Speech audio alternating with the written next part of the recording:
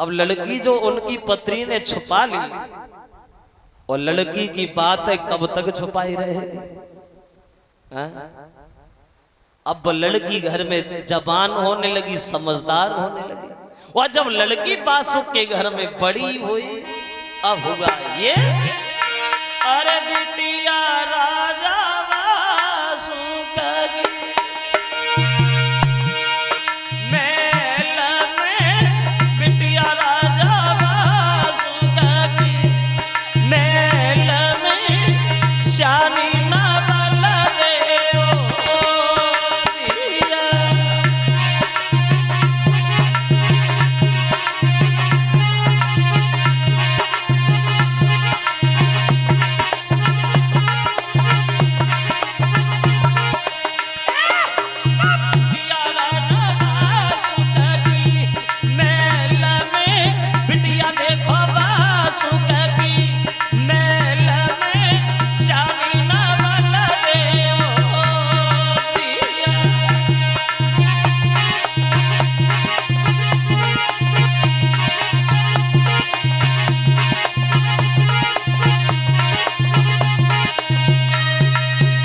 जवान घर में लड़की समझदार हो गई, और जब लड़की घर में जवान हो गई तो अब देखो घटना घट गई है घर में, बहुत बड़ा हादसा हो गया बासु के यहाँ से।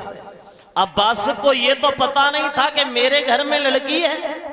और एक दिन वही लड़की उनकी स्नान करने के बाद छत पे घूम रही है, अपने बाल सुखा रही है, और इधर बासु शाम को दरबार बंद करके अपने जब घर पे आए, उसी रास्ता से निकलते हुए गए, और जो बासु ने अपनी छत पर उस लड़की को घूमता हुआ देखा, खड़े हो गए। सुंदर तो थी बहुत, और जो लड़की को बासु ने देखा तो खड़े होकर के मन में विचार करने लगे, सोचने लगे, परमात्मा मेरे घर में, मेरी छत पे इतनी सुंदर ये लड़की कौन है? ना तो हमने अपनी कोई रिश्तेदार बुलाई है,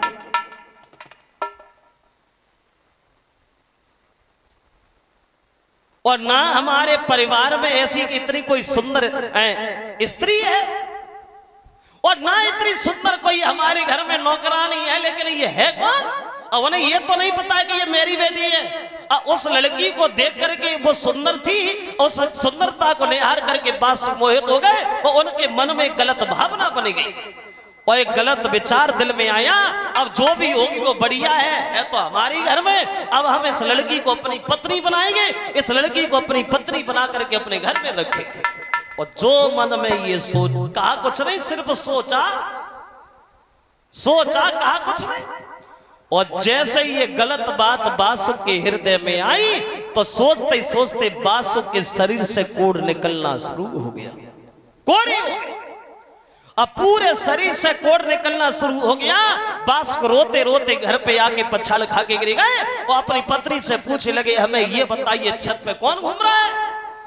तब उनकी पत्नी ने कहा, महाराज माफ करना, भूल हो गई हमसे। और भूल क्या हो गई प्रभु, हमने आपकी जान बचाने के लिए ये सब काम किया, ये किसी और की नहीं, आपकी बेटी है। और जो बासु ने ये शब्द सुने कि ये हमारी बेटी है, तो बासु के पैरों तले जमीन खिसक गई। ये क्या हुआ, ये क्या हुआ? मैंने अपनी बेटी के लिए ही इतने गलत विचार मन में सोचे, जो मैं कोढ़ी बन गया। अब हमारी मौत तो निश्चित है, हम बचेंगे तो नहीं, अब हम मरेंगे। अब इस कोढ़ का इलाज तो सिर्फ एक है, वो इलाज बहुत कठिन है। अगर कोई अमृत लाए, हम अमृत में नहाएं तो हम ठीक हो सकते, अन्यथा अब हमारी जान नहीं बचेगी। अब मुसीबत इस बात की है कि अमृत लाएगा, क्योंकि अमृत का कुंड तो पांडवों के घर में था। अमृत का कुंड तो पांडवों के घर में था, और वो धन्वंतर के शिष्य महाराज परीक्षित उस अमृत के कुंड की रखवारी कर रहे थे।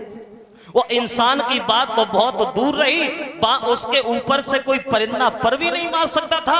अब वो अमृत लाए तो उनकी लड़की सामने खड़ी हो गई, दोनों हाथ जोड़ करके बोली, पिताजी माफ करना, अगर मेरी खातिर तुम्हें बीमारी लगी है तो ये अमृत हम ही लेके आएंगे, और आपकी बीमारी हम ही ठीक करेंगे।